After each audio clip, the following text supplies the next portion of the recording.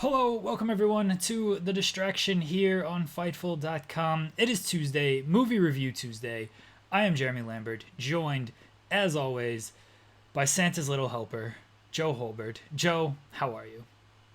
Oh, I'm good. I am the ho of this podcast. Did you know that? That's an official term, folks. You're about to get ready to learn about that, understand it. I assume, Jeremy, you have the acronym.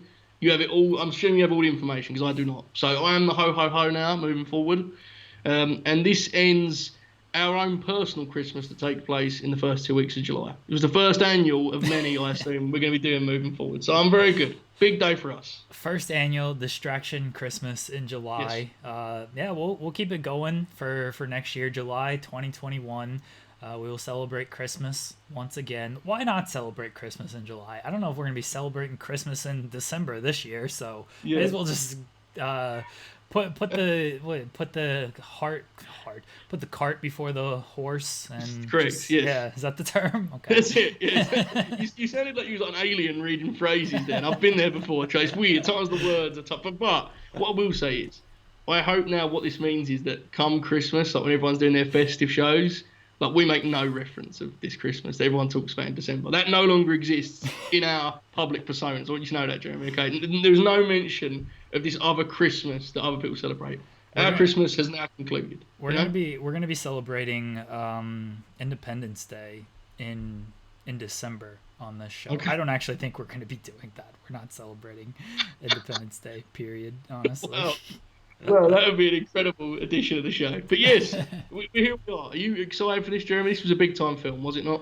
I am. This was certainly a film. Yep.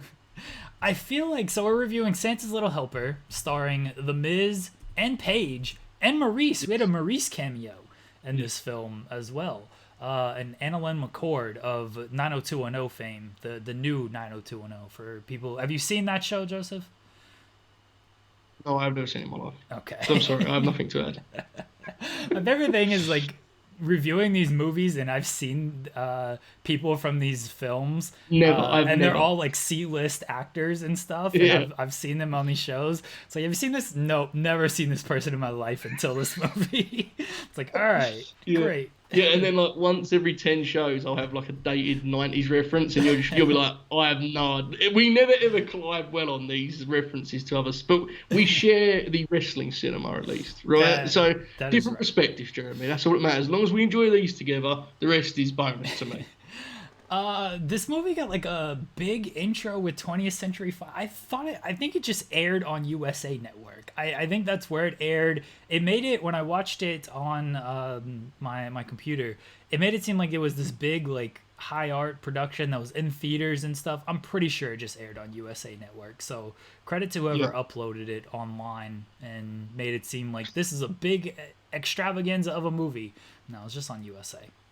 Okay, I'm very interested by your phrasing when you said uploaded it online. I purchased this film, Jeremy Lambert. Why would you do that? I actually used real life money. Why? And I want everyone to know, when we eventually make our Patreon in 2025, I want you to remember before you send the tweets of good luck guys and never click on the link, to remember that I did spend real money on Santa's Little Helper. And I just was like, I googled once, watch online, and I just thought, oh man, I'm just doing this. I have not got the time to be tracing down. I mean, look, clearly you did a good job of this, okay? But I was full YouTube renting, Chromecasting. I think my review of this film will be more positive as a result, though. I don't think it made it worse for me. I think I went into it wanting to like it because real money had just departed from me as a result of this podcast. That makes sense. I mean, anytime you purchase anything, you want to feel like you've got your money's worth. So that certainly makes sense why you might be more positive than me. I didn't hate this film. I thought it was fine. Why would you? I'm just astounded that you paid for it. Why didn't you message me and be like, how did you watch this? I'm not paying for this. Man. How did you watch this? I would have gladly hit you with the link. I know a guy who knows a guy, and I would have... I'm not condoning pirating or anything, folks, but look, only people like Joseph are paying for this movie, apparently. I don't know who else is paying for Santa's Little Helper in 2020. Well, I reached out to my friends at the WWE sort of vault, and they had no copy of it. So I just, at that point, I conceded defeat. There I was. God. I was legally watching Santa's Hill Helper on the 13th of July, 2020. So, it was something. I mean, there's a big elephant in the room that as soon as you introduce characters, I'm going to have to talk about, because I'm very excited to discuss a character's name in this film. Please continue. All right. Well, the first character, the main character, is the Miz. And he is Dax. I guess he's the Axe. Dax the Axe. This is serious now. Okay.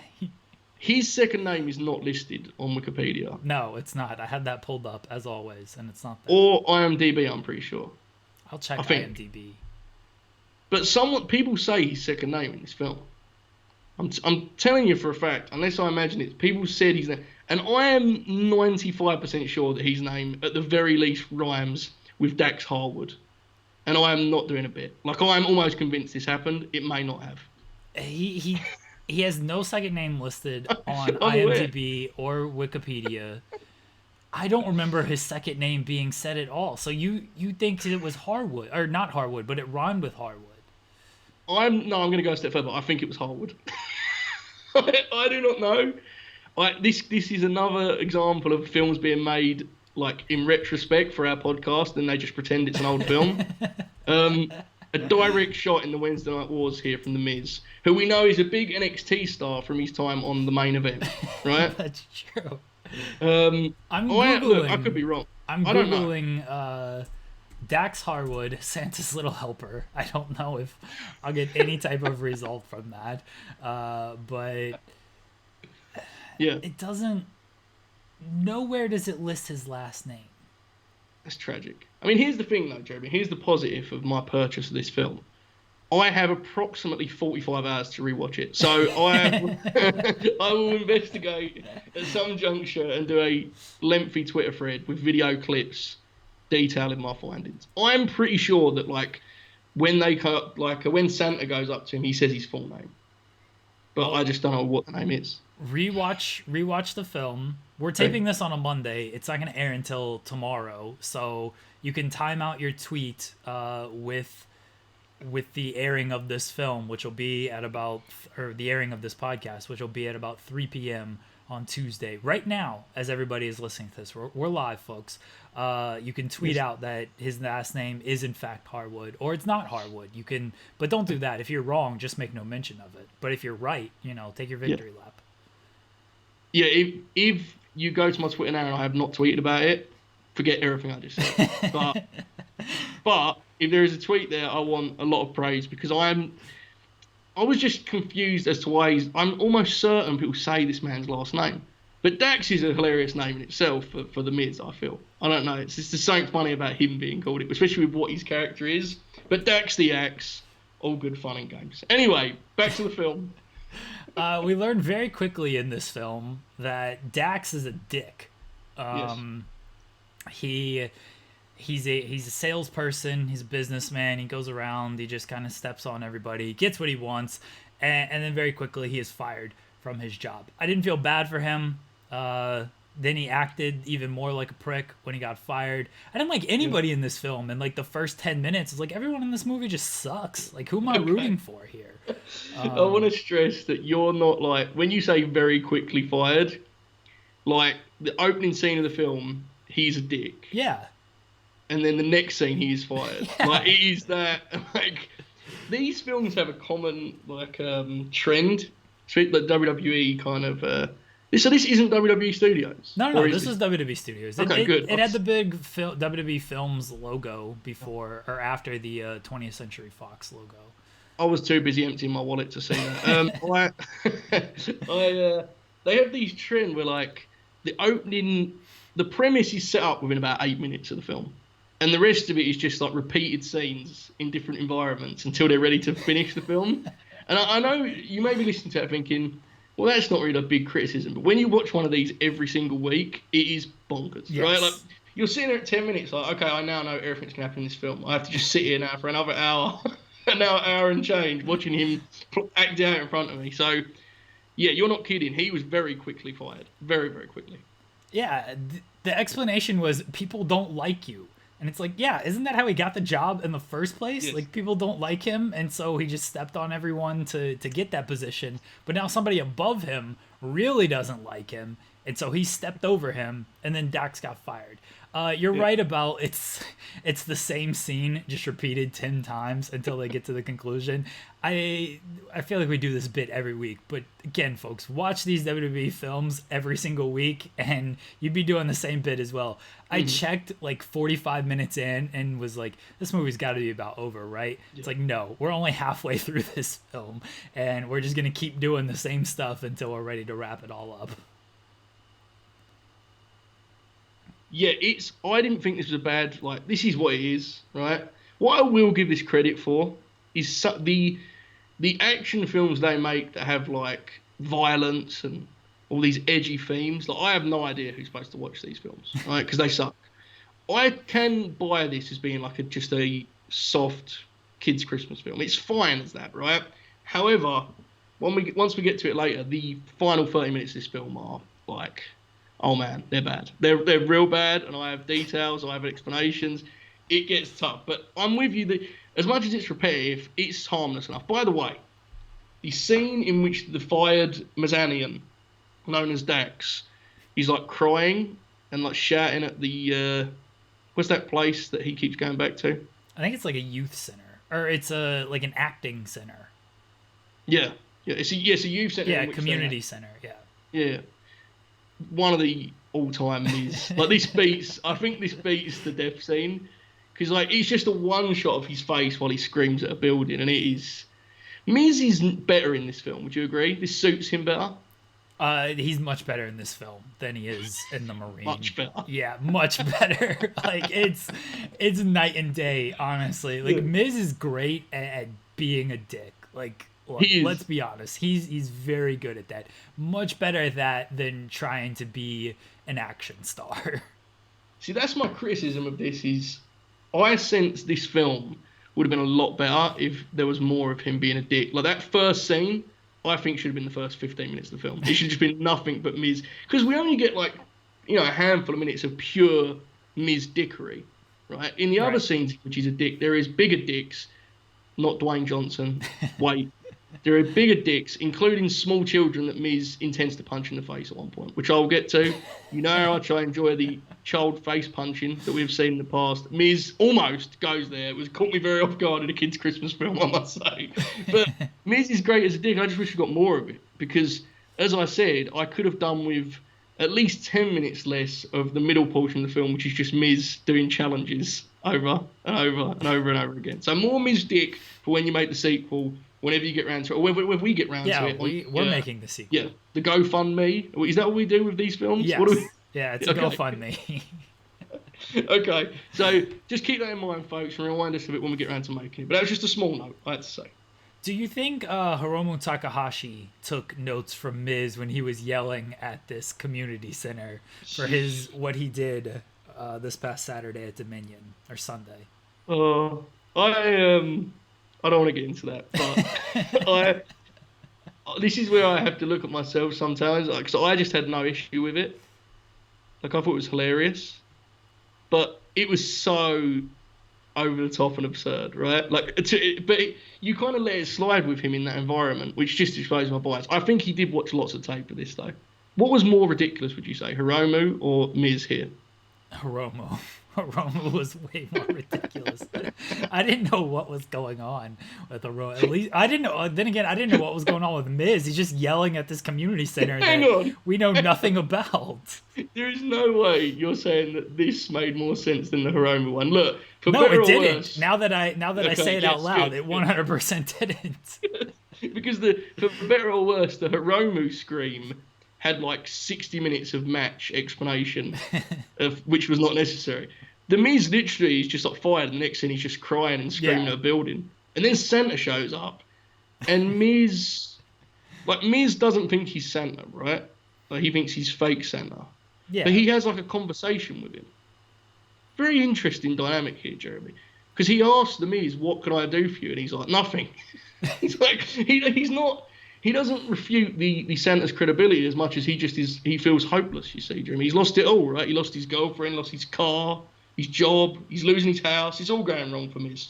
He's also just not a fan of Christmas, as we learned. Yes. Like, he just doesn't like Christmas. So I think the fact that he gave this Santa the time of day in the first place was a big gesture by the Miz. He could have just as been easily said, like, look, I understand you're a mall Santa. Like, I'm not talking to you. I don't believe in this Christmas nonsense, Christmas miracles. But he talked to him, and he heard this man out, even though he thought he was just a homeless guy on the bench.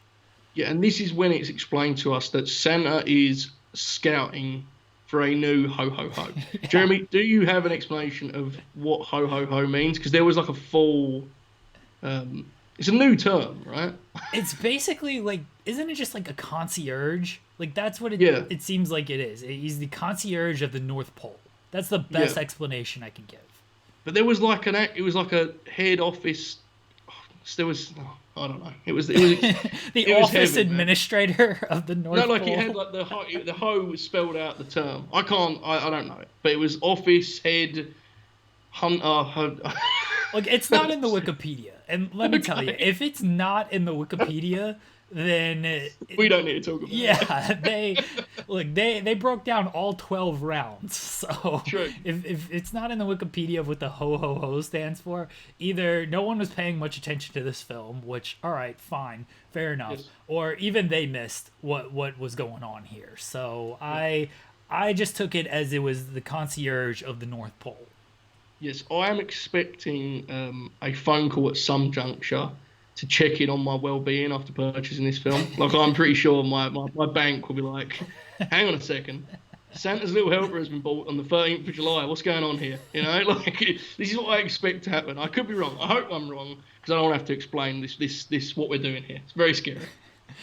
They're scouting for a new ho-ho-ho. Santa sends Billy, who seems very qualified to be the ho-ho-ho, to scout the Miz. And instead, she has to go off and do this instead of just getting the job herself. Yeah. And as Joseph said, this leads to a series of tasks and challenges to prove that the Miz is in fact not a dick, and it's a lot of repetitive stuff. We get the Maurice cameo very early. Miz goes into a bar to test his character and everything, and Maurice is there, and Maurice punches the Miz. Actually, yes. Do you think that was a shoot punch? Yes, definitely, because Miz 100% didn't overly theatrically sell said punch and spin with a face shot on the camera. Miz has a very interesting way of falling / dying in cinema. Would you agree? I haven't analysed these matches enough to know if it's like cross promotion for both, but man, no, in Miz, film, that guy... I can tell you 100% Miz just likes falling whether anything hits him or not. He'll just kind of fall over, act like he did something, and that's that. Very over dramatically, whether he gets hit or not. Yeah. I would love for a director to put like him doing like a catch of a dive in one of his films. And he just falls down. I would love that. We have not mentioned Paige, who is Eleanor. Yes. Wow, incredible. I get better at this every week. She wants to be the ho-ho-ho, and she's very mad that they're going to give the ho-ho-ho to a normie. Yes. Yes, which is us, Jeremy. We are. Actually, we might not be normies, man. We're pretty good at this, right? We're really good at podcasting. I don't know. The people listening to this, for the most part, I assume, other than our famous friends, normies, right? Would you agree, Jeremy? So that's the beef here. Paige, by the way, a huge few days here on The Distraction. Would you agree? She sued us on TW on Saturday, which I was very alarmed about being shared on. Like, when I tweeted the article for the TW deal, like the link, that being retweeted by the most credible wrestling source there is, Fightful, the Twitter account. Paige sues WWE. I was like, hey, this could go out of hand. Just be careful what hands this gets in, okay? But big few days for her. Motion picture star on Tuesday, lawsuit by Saturday. Very controversial. If you don't understand what I'm talking about, check out the TW series. There's a lot going on with Paige. But yes, she is here and she's very mad. Would you agree? She's not happy that she gets passed over. Paige is a dick in this film as well, because Billy gets passed over and she's just like, all right, I got a job to do. I'll go do it. Paige is just like, no, it shouldn't be like this. I'm actually, look, even though Paige is a dick, I'm with her. on this. Why would Santa go after a normie when he's got one clearly qualified person in Billy? Paige, if nothing else, she's an elf, so I guess that gives her some type of qualification. And she gets passed over too. I'm with Paige. Billy is a picket crosser. She's a line crosser. She should have stood with her fellow elf in Paige and been like, you know what? You're right. Santa shouldn't be going after a normie here. He should pick between us. We should battle it out. And that should have been this film. Instead of, we should have just cut the Miz's out entirely. He should have just been a dick in the first 15 minutes, got fired, and we never see this guy again. Okay, if you're watching this, I want you to make notes of all of this, because now we are talking about the sequel. Pitch. Okay, Miz is a dick again at the start of the second film, and then we do exactly what you just said, and we pretend that we never, like, this was not inspiration from the first film. We're just starting a new arc. You know, we introduced the Miz, he's a dick, and we're just like, oh, that's a shame. Miz was a dick, after all, never to be seen again. We may give him a montage, though. Do you think we should give him a montage? We've got to give him a montage. 100% got to give him a montage. Okay, I've got to say this, man. I like the Miz a lot. I have never understood the, like, play wrestler criticism more than when I watched the bar fight scene of this film, in which there was approximately, like, 15 roles which a wrestler would traditionally play. And the wrestler instead was the Miz in this, who is like fighting these men. He's not even fighting them, right? He's evading them, sort of. Yes. But there was so many opportunities for guest roles here, was there not? Am I missing something here? There was a whole bar full of big bruisers. There should have been wrestlers in this deal. They got Maurice. What more do you want? Well, I'm aware of that, but, you know, generally, speaking as such, the more that you pointed out to me that her name was Billy, this film with Billy Kay is at least 4 million times better. Like, and I'm not talking about Billy Kay, the person that portrays Billy. I'm talking about the character Billy Kay inserted into this film just as Billy would have been so much better than what we got. So for the sequel, are we advocating? So we keep the Miz in his role because I think we both agree he's great at being a dick. We replace Annalyn McCord with Billy Kay. Yes. Do we replace Paige with Peyton Royce? And then we just have the Iconics. Oh, you're splitting up the Iconics, just like the I don't want another lawsuit. I don't want another lawsuit. That's fair, actually. Yeah, correct. Yeah, I'm with you. I understand your point. I mean, do we just switch Billy Kay in and like never explain? Like, we just pretend they're the same person? I mean, bigger films than ours have done that, Joe. Yeah, they've done that in like The Fresh Prince of Bel-Air, so they do that all the time. So. I love that I was like, bigger films, you immediately went to Fresh Prince of Bel-Air. I was like, yeah, that's exactly what I had in mind when I was talking about big films. Exactly. What else? Oh, yes. So that was the scene in the bar, right? And now can we get onto the scene where he nearly punches the kid, please? Well, sure. Well, I mean, there was a bunch of scenes in between that, but was there? Oh. Is there anyone you want to talk? No, there's really nothing that I want to talk about. Correct me if I'm wrong. I'm going to speak here in one fluent motion, and you tell me if I'm wrong. I am pretty sure that the Miz had decided he was going to punch a small child in the face, and he was stopped by Billy. Am I correct in saying this? Did he stop for his own better judgment, or did he stop because Billy was watching? I'm intrigued by this. I think he stopped. I'm gonna be kind to the Miz here, and I'm gonna say he stopped for his own better judgment because he knew what was at stake. He did not want to lose the ho ho ho extravaganza. Yeah, we should explain. He didn't know that he was trying to be the ho ho ho, did he? He thought he was going to get like a big yes. So he thought it was like the Donald, or he said what was the other ones he said? He said Murdoch, Donald, and there was another big wig that he was like, oh, it's him, right? And she said no. And then eventually she said it was Santa. That's the scene for later on, folks. But I should point out that the Miz has no idea what he's doing. He's just so desperate that he is getting in bar fights because a mysterious woman says there's a job waiting for him. So, just a side note here. Was the scene in Mr. Nanny in which the kid was actually punched in the face the best scene we've ever reviewed in the history of this show? Look, we've reviewed a lot of scenes. I can't say yes because there's the opening scene of Baywatch is still like, look, I died on air from that review. Yes. So I cannot say that, 100%. The scene where the kid gets punched on Mr. Nanny was the best scene because the opening scene in Baywatch with The Rock just running and everybody talking about his big dick and what a great person he is, that's still an amazing scene. But it's close. The kid getting punched in Mr. Nanny is very close. It's great. They're both great. I just wanted to make it clear. Because remember, Jeremy, in a year we have to power rankings on this show. Do you remember that? We're doing another set of power rankings that I'll bring up here in a second. But go ahead. I mean, that sounds like a threat in anyone's language, but I'm with you. I want to bring up a quote from this scene. As you can tell, it was my favourite of the film. It's a direct quote from the dialogue, folks. Miz, our protagonist, says as follows. "For the record, I didn't fight one single kid." End quote. That was Miz's proudest moment in this film. For the record, I didn't fight one single kid. So I assume that, because we should set up why he's with the kids here, right? He's doing like a party for them where he's dressed up as, what does he dress up as, Jeremy? It's like a monkey or a bear, right? Monkey. He's a monkey, yeah. And he's dressed up as a monkey and he's like trying to entertain him and he has to deal with this bratty kid. And like based on what Miz says here, I assume he just fights kids all the time. I don't know. He probably he's very does. proud that he didn't fight one. Sure. I fully believe Dax the Axe just goes around punching children who like don't buy whatever he's trying to sell. I fully believe. And look, when we make the sequel, Miz will punch a kid. All right, I'm gonna spoil that right now. Miz will 100% punch a kid in the sequel.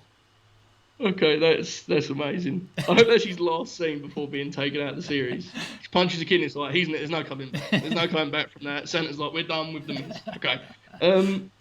My notes have nothing on any other scene, any other challenge. Are there any other good challenges? There's the one where he's with the elderly folk and he dances. And he has to take his shirt. What is the other ones in this, Jeremy? Can you help me here? I know you haven't got the 12 rounds synopsis. I can't remember any of that stuff. I really can't remember what the other. It's just he goes through and he has to prove himself, and that's it. Like it's whatever. Well, let's just skip to the final scene here of not the final scene, but the final challenge, I guess. He runs into this old man who's gotten mugged and he's lost his ring, and then Miz just like turns a corner and sees these kids talking and is like, oh, these people look like they just mugged an old man, let me go talk to them. And he talks to them. Turns out he was right. The Miz, his intuition very good here. Wait, before we're skipping, there was a food fight in this film. Yes, Joseph, there was a food fight in this film, and I was very excited when I was watching this this is my only text to you, besides saying this film's awful 15 minutes into it. My other text to you was, there's a food fight in this film, and this is the other power ranking we have to do in a year or so from now, is ranking food fights in this film. This, once again, leads more credence to our theory that there's a food fight in every single film we've ever watched. We just didn't know it because we weren't looking for it. Now that we're actively looking for food fights, it's there. It's in every film. Pay attention to the movies you watch, folks. There's a food fight there. Yeah, I'm concerned as to who is going to be given who is going to be entrusted with going through and like detailing which food fight was which, because there are very few that I could, like, I remember the main event one where he stops like a full-on robbery with like a pie or something, and I'll never forget Noel's Bod, as we've mentioned many times. So I know that one.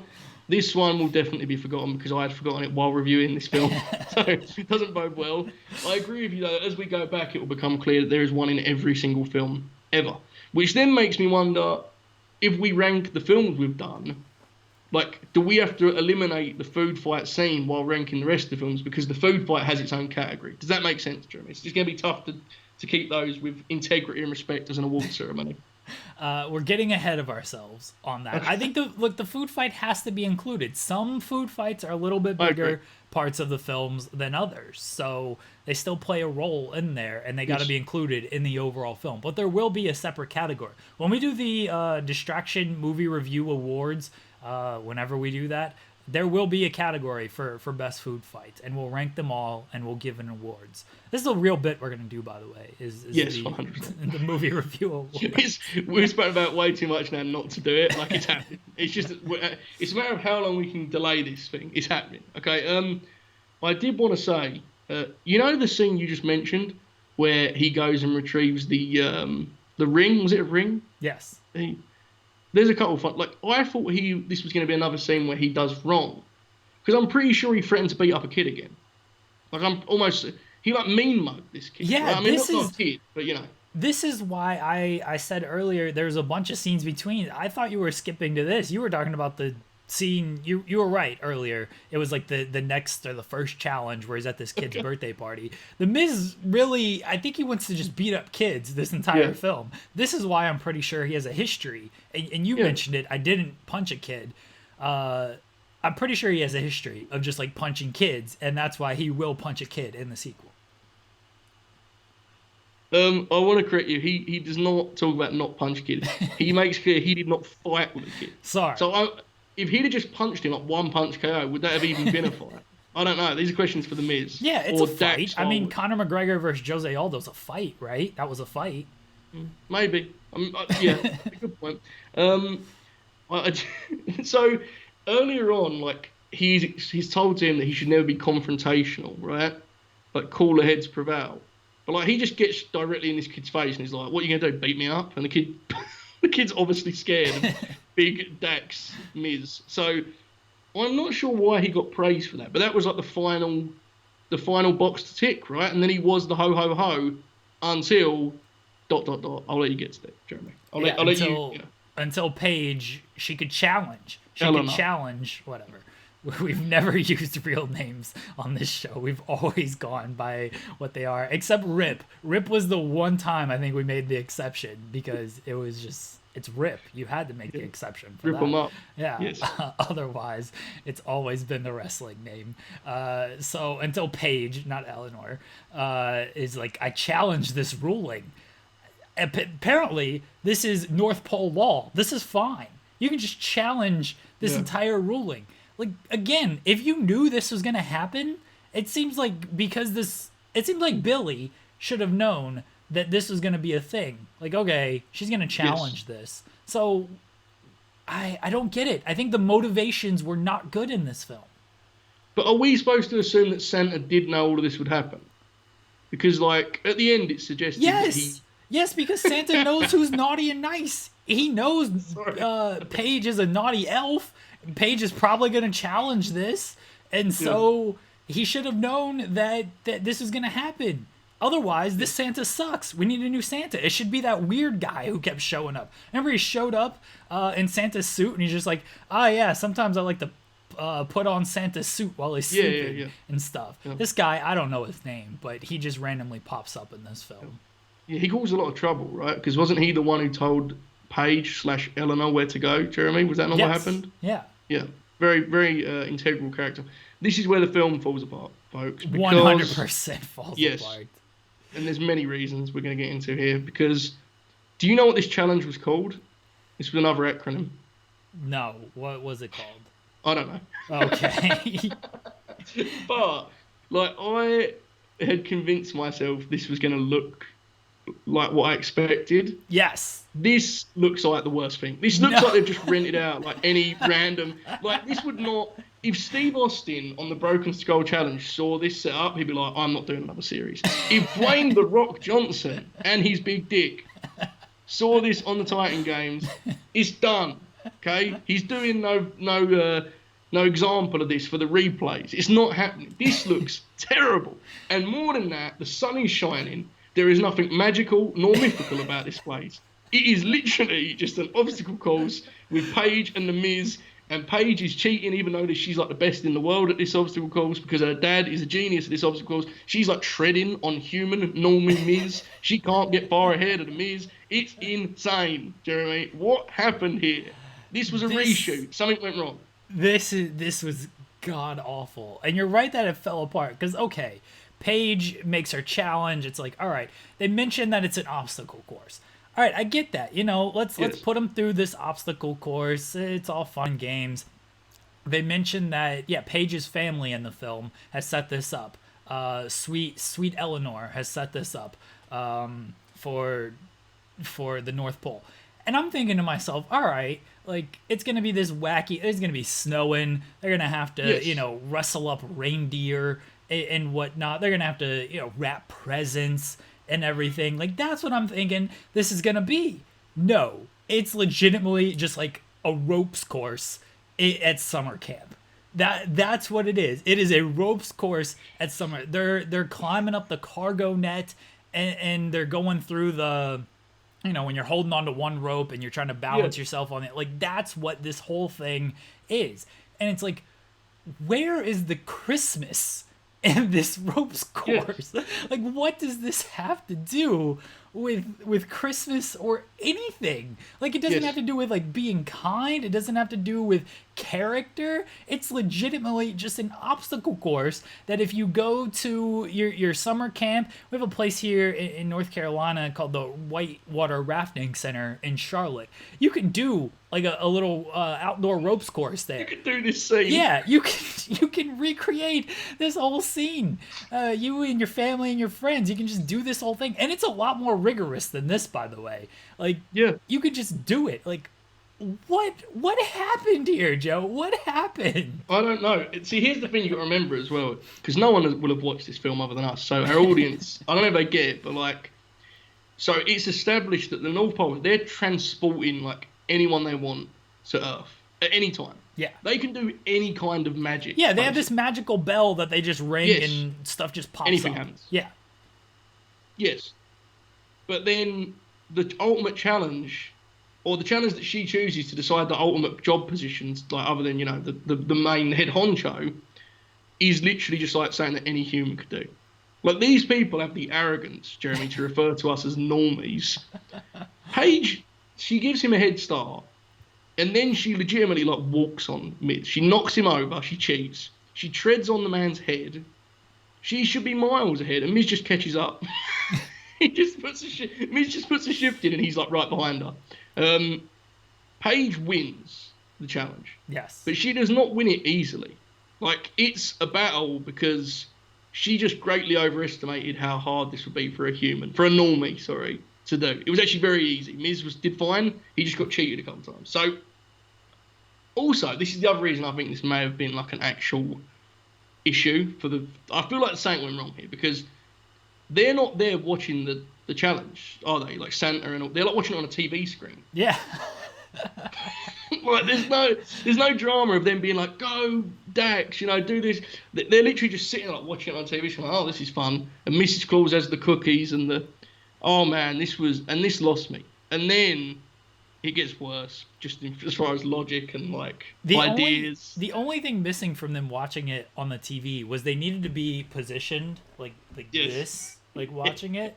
Like, that's how they should have been positioned as they were watching it. But they were watching it like normies and not like people at the North Pole or WWE wrestlers.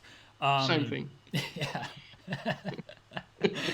I was astounded by this like regular ass ropes course, and it lost me for the rest of the film. And you're right that it doesn't get any better from there. Dax it does get worse. Dax just goes home, but he stole the bell. He stole the magical bell as he goes home, and then he goes to the community center, which I guess is he wants to get saved, even though it like ruined his life.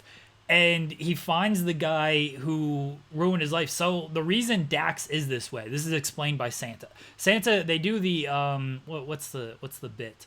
The bit with Scrooge, and what's the name of that movie, Joseph?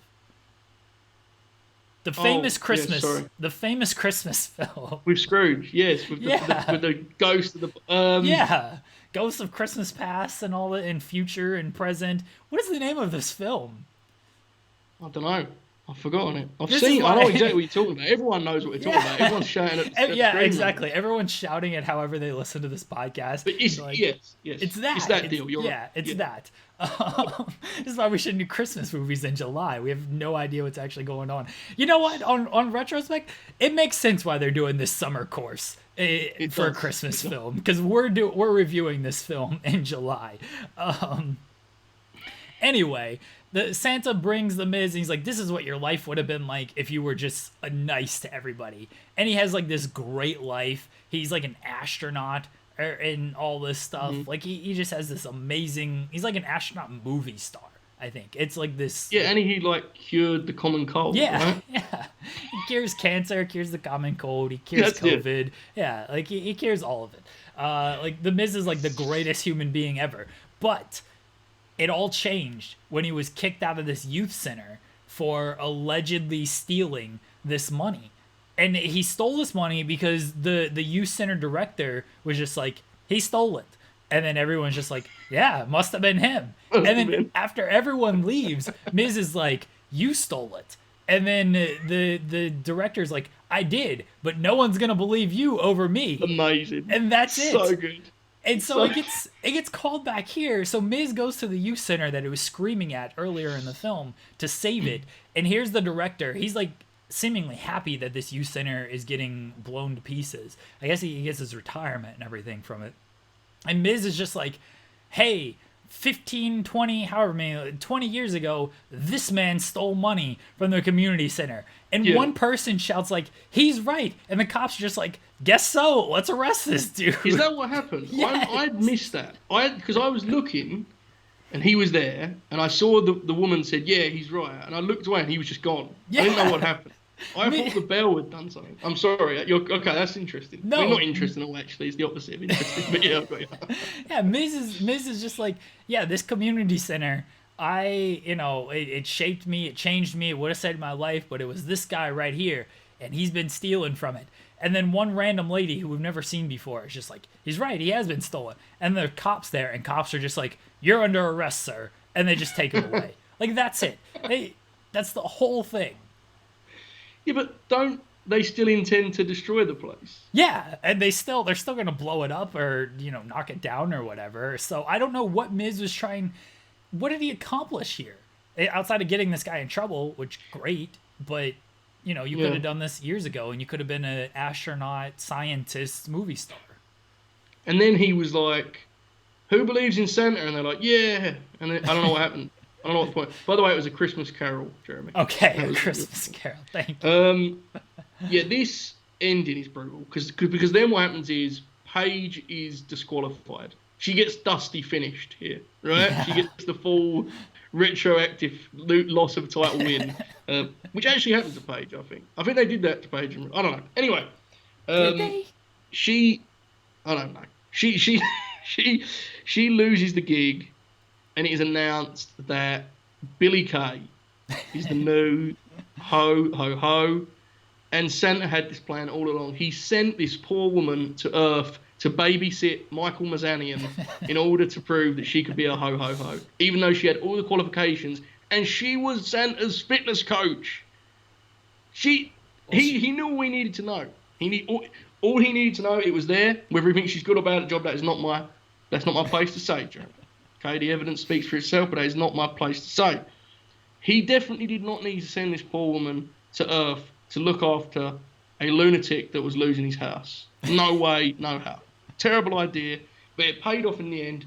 Was there any conclusion for the Eleanor character, or did she just storm off? I don't remember what she was disqualified. She was angry, and that was the end of it. Yeah, she got arrested too. My notes fail me here. Correct me. So, is he staying on Earth? Well, they fall in love.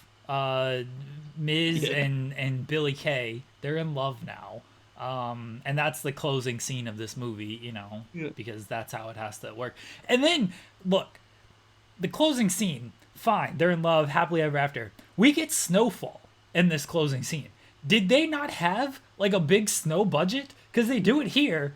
They couldn't do this for the obstacle course? This obstacle course scene pissed me off. Just do some fake snow, all right? Do something to give me the impression that this is actually a magical obstacle course at the North Pole. It could not be done because the snow was falling and it was there was no impact of the snow. The snow could not be seen anywhere once it had stopped falling.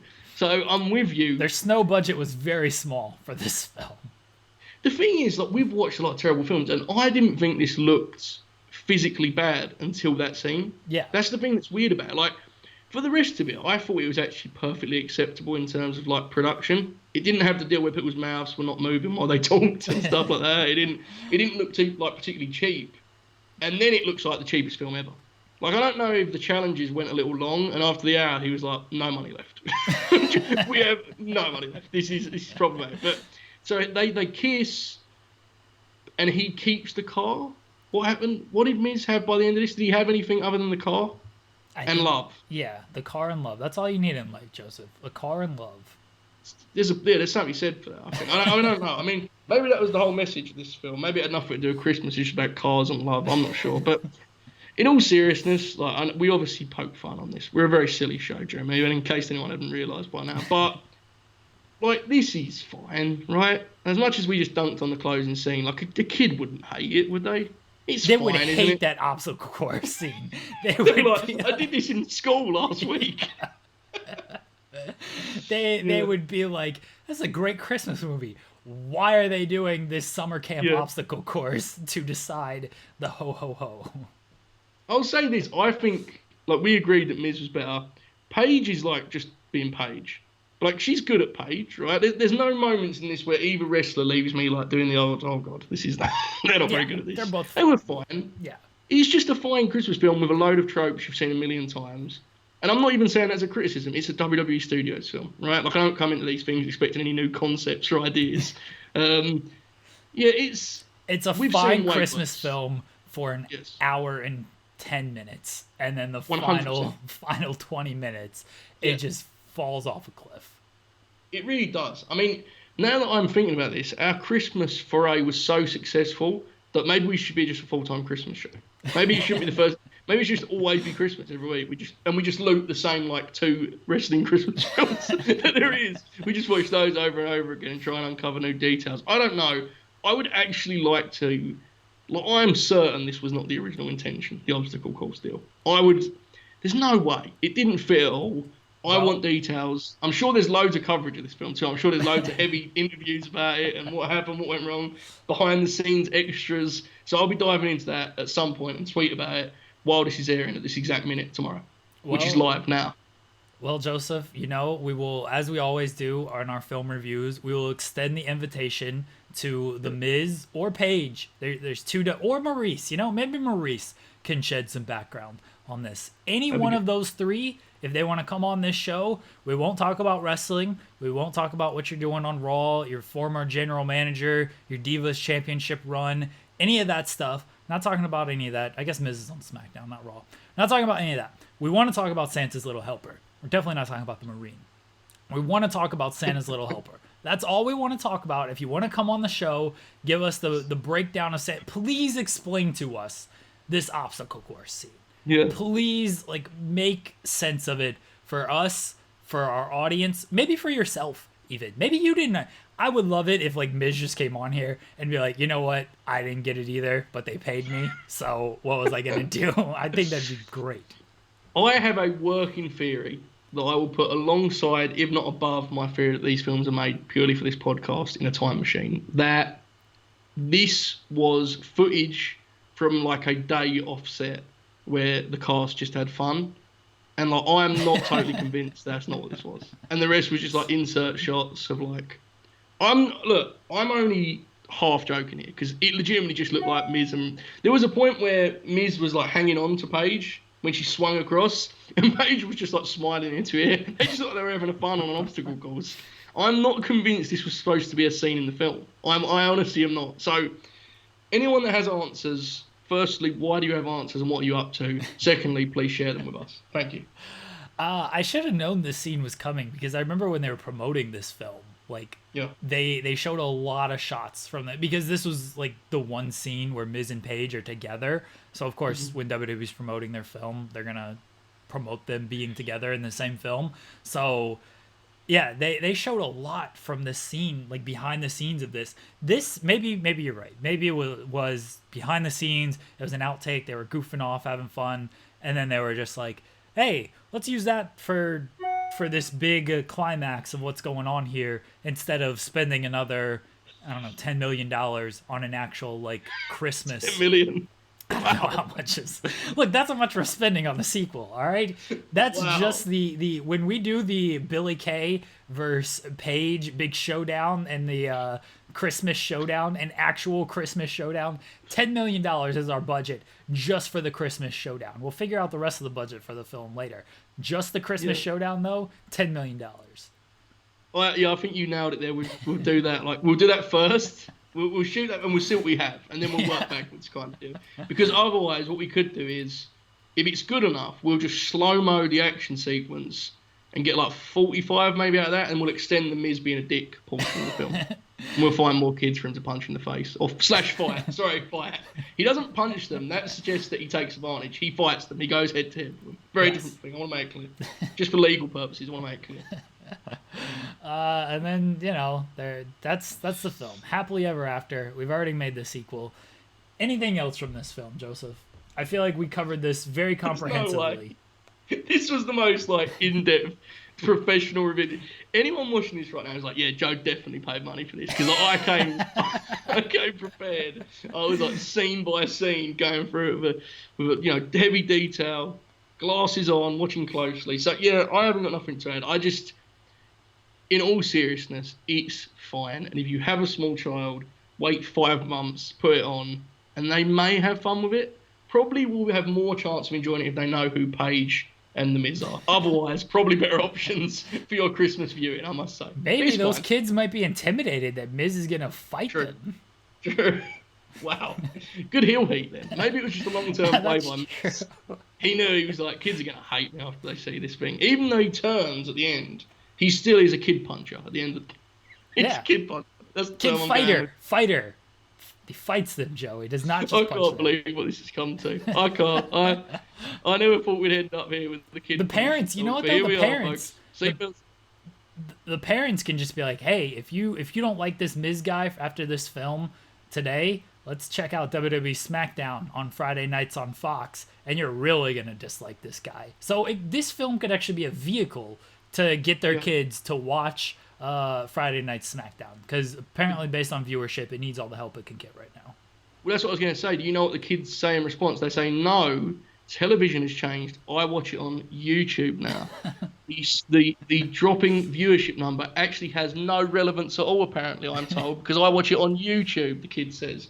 And the mother never speaks SmackDown again, because that's how television works now, Jeremy. Did you not know that? No, but can you give that context in future, please, Jeremy, as a broadcast journalist? I would like you to be more clear. I don't want us to get in trouble with any particular fan base. You're missing the swerve here, though. The teenage brother comes in and says, "You're both wrong.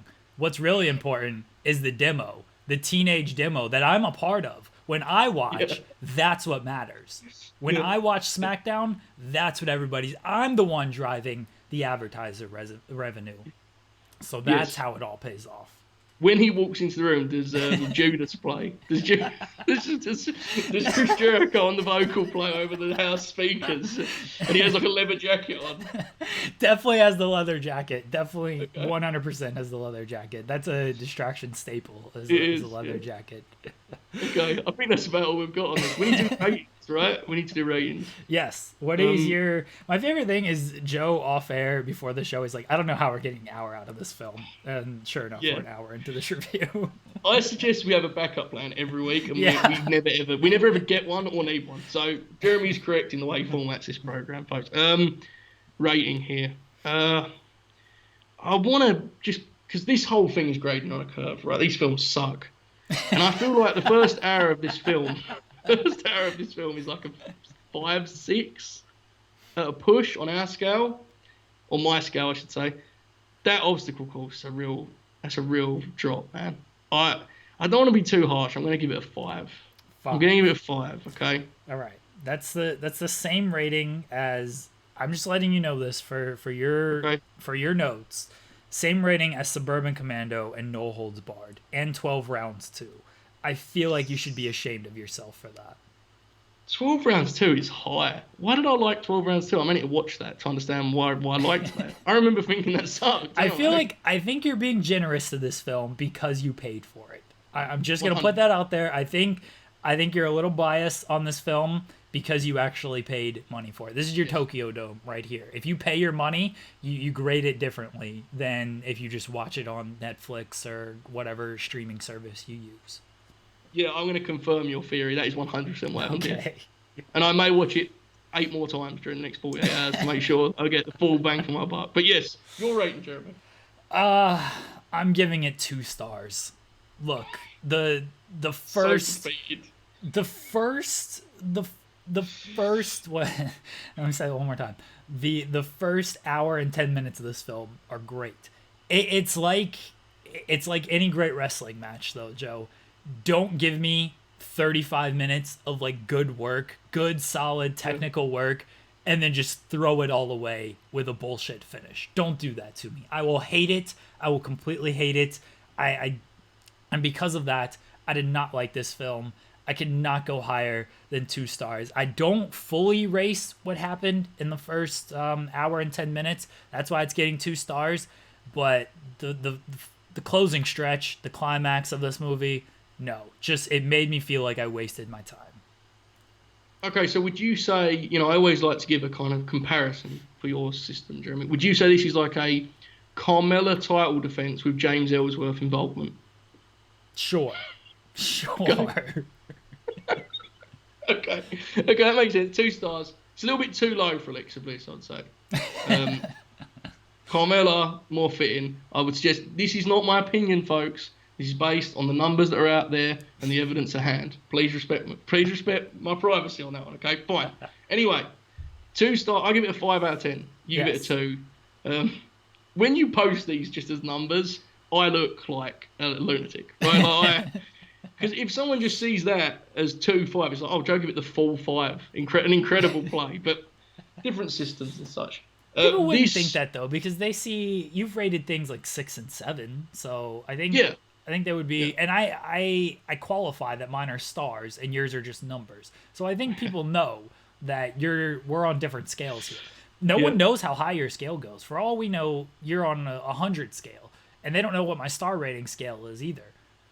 Yeah. Is it sad that if mine was 100, it would actually make my ratings like more logical than they probably are right now? I think I give Mr. Nanny like an 8. Did I not? I give it some ridiculous tally. So no, I just told you, Mr. Nanny, you gave the same as this film. No, that was the other one. I always get these confused. I'm sure you said Suburban Commando. Oh yeah, you did give Mr. Nanny an 8. I'm sorry. Because the shiny head, remember, Jeremy? Yes, yeah. You gave No Holds Barred and Suburban Commando a 5. For any directors/writers that watch this show, shiny head plus wildly brutal child punch in the face, probably going to be a high rating for me. Not because I enjoy the violence, because if it is edited as though it's just a normal action in a kid's film, I will laugh. I'm sorry, that's the way I am. That's the way this show is, folks. But I think that's my closing statement. I think I'm going out on that.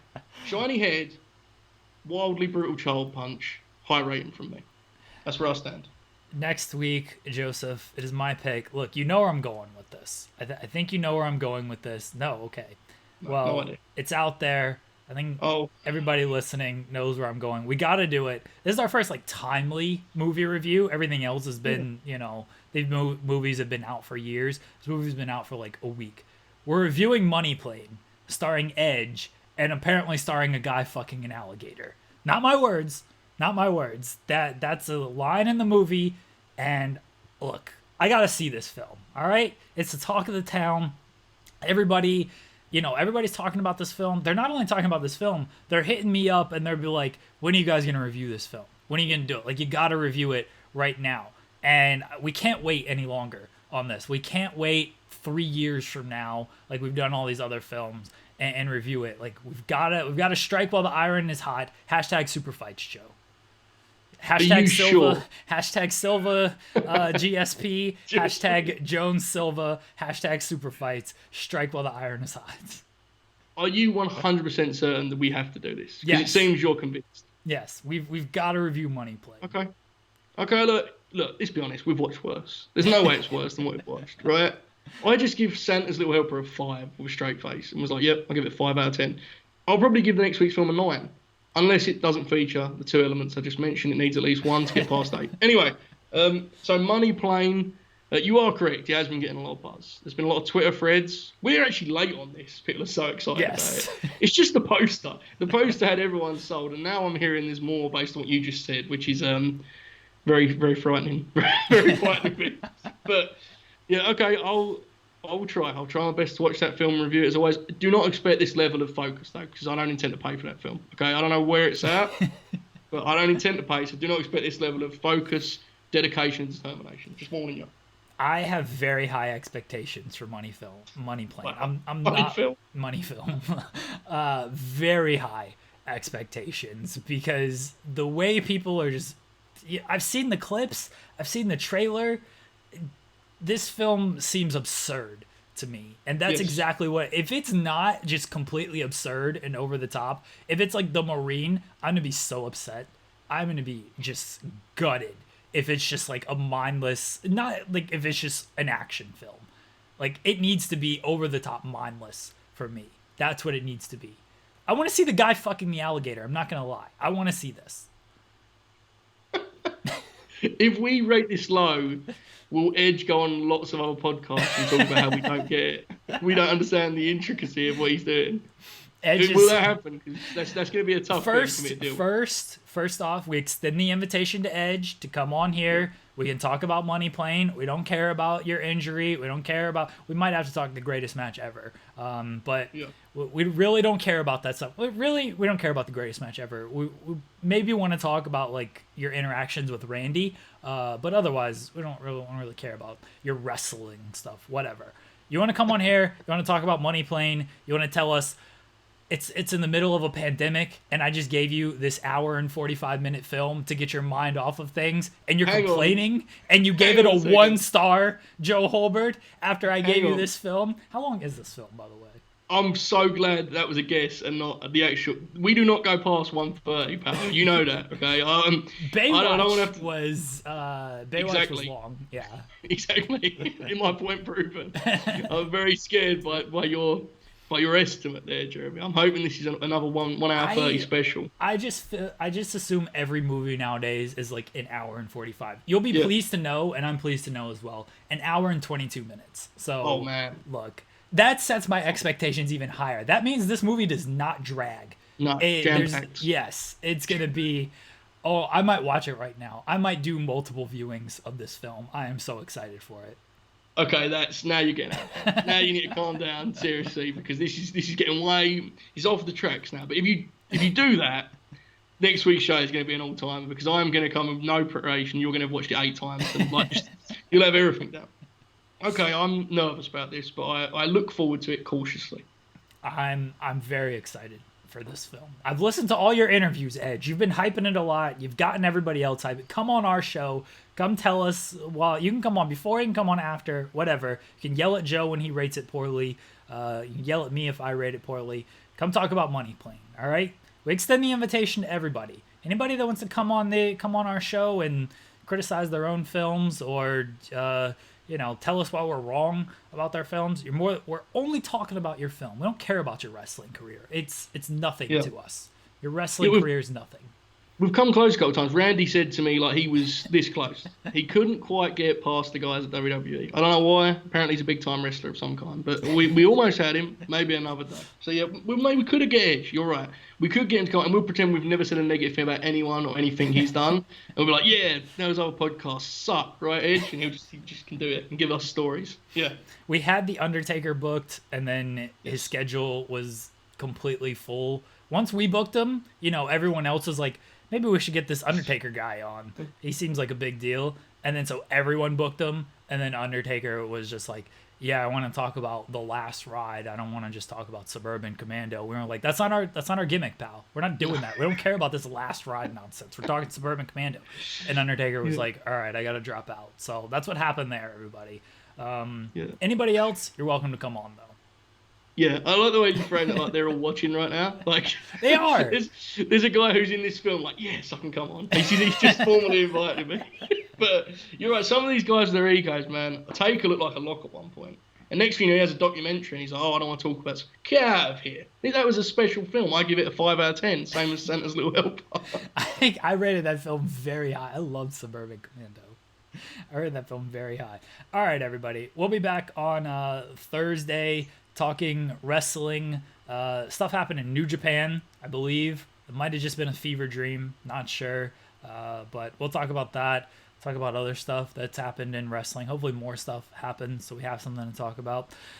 Saturday is the TEW series. We're on the road to King of Kings. Find out what happens after Paige sued us. Joseph got us in trouble with Paige. Paige, if you do want to come on, we will have to talk about you suing us. All right? Just, we have to. I don't know if your lawyers will allow it, but we're going to have to talk about that. Distraction TEW series every Saturday. We'll be back next Tuesday talking money playing. Very excited. Follow Joe on Twitter at JoeHulbert5. Joe, do you have features this week? Yes, I do, Jeremy. Oh my God. I have Apollo Crews and Nikki Cross are the features this week. And then I intend to do a ridiculous amount of features for SummerSlam. So if you want me to cover someone before the biggest party of the summer, that is also the biggest blockbuster of the summer, depending on which year you're talking about, message me and I will actually try to make it happen because I have a lot of slots. Now, granted, they're not on SummerSlam. You're not getting the article, okay? So don't come with me like Natalia or whatever. I shouldn't say that. Yeah, Natalia she's now going to be wrestling Asuka at SummerSlam. So ignore what I just said. But, yeah, if you want me to cover someone, suggest it. I'll make note of it and I'll try to do it before the biggest party / blockbuster of the summer. Thank you. All right. Well, Joe has Apollo Crews. He's wrestling MVP at Extreme Rules, the horror show. And Nikki Cross, she's wrestling Bayley at Extreme Rules, the horror show. This Sunday. Not going to do any features on the cinematic matches. Very disappointing. No, what a surprise, right? You could never have guessed I would have avoided them. It's why. By the way, I want to correct you. It's the horror show at Extreme Rules, Jeremy. The horror show. Yes, it is. I actually at one point had an edit of my article that was I actually listed it that way every time I said Extreme Rules, and I had to change it. I couldn't do it. It was awful. It was like Apollo at the horror show at Extreme Rules is not good. It's not good for anyone to read. So it does not, in my article universe, Jeremy, there are no horror shows at the Extreme Rules. It's just Extreme Rules. I'm warning everyone of that now. Be prepared before you click.